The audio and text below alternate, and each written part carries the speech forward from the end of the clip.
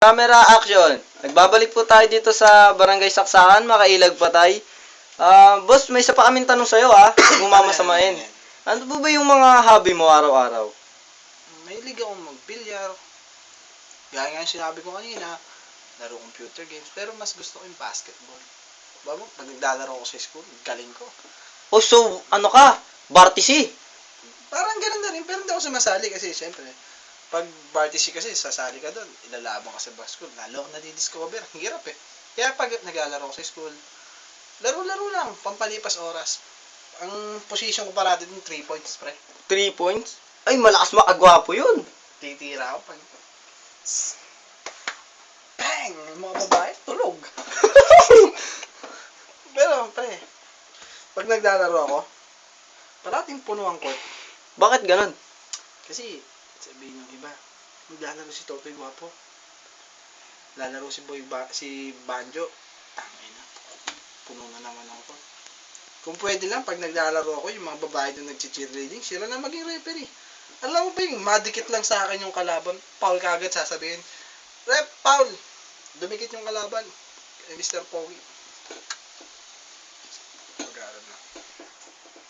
Sa pag-aaral naman, kumusta naman pag-aaral mo? Di ba, sabi mo pogi ka, marami kang problema. Yun ang pinaka mahirap sa lahat. Kasi siyempre, expected ng nanay ko, nag-aaral ako ng gusto, pero hindi ko nagagawa yun. Hindi ko may pakita sa mundo na may laman to, matalino ako. Kasi pagpasok ng school, siyempre, mga babae, talagang winawalis pa nila yung hagdan. Kasi second floor yung room namin. Wawalisin nila yung hagdan. Tapos, kulang na lang sila yung tapakan ko makakit lang sa second floor. Parang VIP ka pala, no, sir? Parang gano'n nga raw. Tapos, kapag pasok ko sa room, teacher ko, lalaki, nagiging bakla pag nakita ako. Sasabihin, Mr. Amores, di mo na kailangan mag-exam. Basta nandiyan ka lang, masaya na ako. Nakakaingit ka talaga. Kwento ka naman sa nakakayak mo. Naalala ko, namatay yung pusa ako. Nakakaiyak talaga yun. Naging siopa ba yun? Nasagasaan siya ng bike. Ay, naku po. Pero hindi siya namatay. Saan? Pagkasagasa sa kanya ng bike, kulok. Yung buntot lang niya yung tinamaan. Butot? Bakit?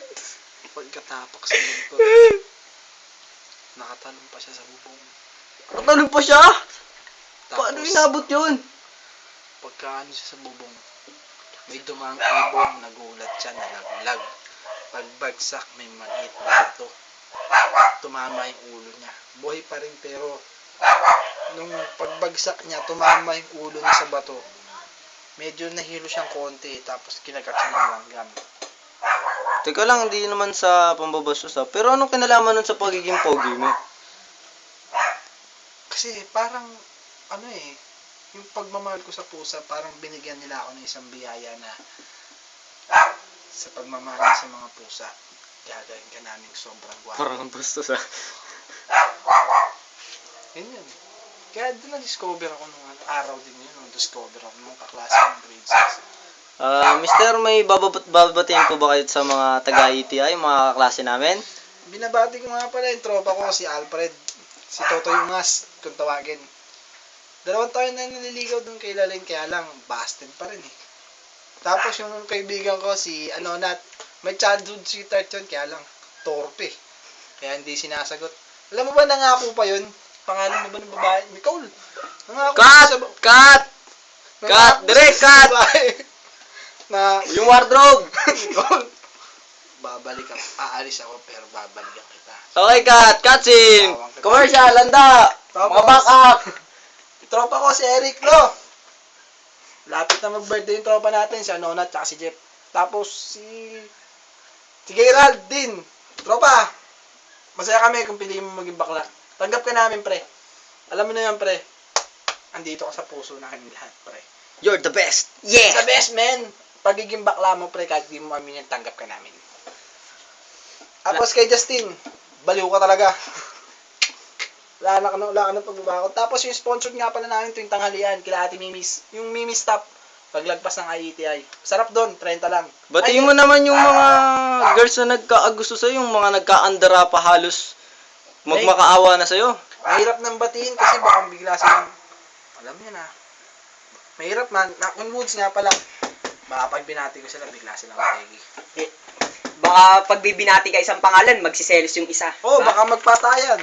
Eh, batiin mo sila lahat kahit yung ibang pangalan lang. I would like to thank the following person nga pala, may sponsor, Joy. At saka yung Phoenix Corporation para sa binigay nila sa aking car freshener. Although, di akin yung ano. Meron ba kami niyan? Siguro naman, baka bigyan kayo pag ano. Tapos, yung nagbigay nga pala sa akin ng kape. Dunkin' Donuts. Nga pala. Pagpasensya nyo lang kung ganito lang forma ko kasi sabi naman ng mga babae, kahit nakabrief nga lang ako, kahit mukha akong gusgusin, ang guwapo ko pa rin. Yun eh. Ano ba sikreto mo? Carbocystin, pampatibay ng sikmura, pampalakas ng katawan. Naipasok mo pa yon? Galing mo talaga? Siyempre, Ay, talaga kita. katawan ng punan, mukha ang panlaban. Pero, buti kayang-kaya mong dalhin yung mga ano, kahit pagod ka na. Ano ba sikreto mo? Kape puro. Wow. Grand aroma pa lang, pre. Bang! Ganun na yun eh, alam mo yun. Saan ba nabibili ang mga yan? Ewan ko, napulot ko lang ito sa tabi-tabi. Ang galing. Sige, magsalita ka pa. Nga pala, gusto ko sanang batiin yung girlfriend ko nga pala, si Marian. Be, alam kong tinatago natin itong sikreto nating dalawa kasi, alam mo naman, maraming magagalit. Nilulutuan mo ba siya? Oo naman, paborito niya yung sinigang sa toyo. Huwag yung tumawa to toyo, yung sinigang sa toyo, yun ang paborito niya. Ito ba yung sponsor mo na yan? Oo, Dato Puti. Silver Swan pa. Sorry, meron pa kasi yung endorsement Dato Puti. Dalawa yan. Ganun ba? Eh, sure ka ba safe yung mga niluluto mo? Oo naman, gumagamit ako ng virgin coconut oil. Ang oil na nakaka-virgin. Pampadulas yan sa lalamunan. Sa bawat lasap, gumuguit. Mahilig ka ba mag-inom? Medyo, sponsored nga pala ako ng T-Ice. Wow. T-Ice. Pwede kami makihingi yan? Hindi pwede. Ay, Sponsored lang sa akin to eh. Sayang naman. Ano yun baka magalit yung endorsement ko. Ay, ano nga pala Ano? sikreto mo yung sa katawan mo? Ha? Ha? Ano pala yung sikreto mo sa katawan mo? Tsaka sa mga heart mo na napaka Siyempre, pwedeng marami. diba, athletic tayo. Kailangan natin siyempre matibay na pangatawan. Century tuna. Ba, Gusto. tuna na century. Napakadami pala yung sponsor, hindi mo man sinasabi sa amin. Siyempre, guwapo tayo eh. Yun, sinasabi ko sa iyo eh. Kasi malikot. Pero ano paborito mo yung pagkain minsan? Yung kadalasan mong kinakain? Hotdog kasi tamad yung mga tao dito sa bahay. Eh paano pag hindi ka nakapag-prito ng gamit yung virgin coconut oil na yun? Simple lang, bubuksan ko lang tong Highland Century tuna. Wow. Century talaga yan? Oo. Angus beef. Century pala to. Ulit. Cut. Make up.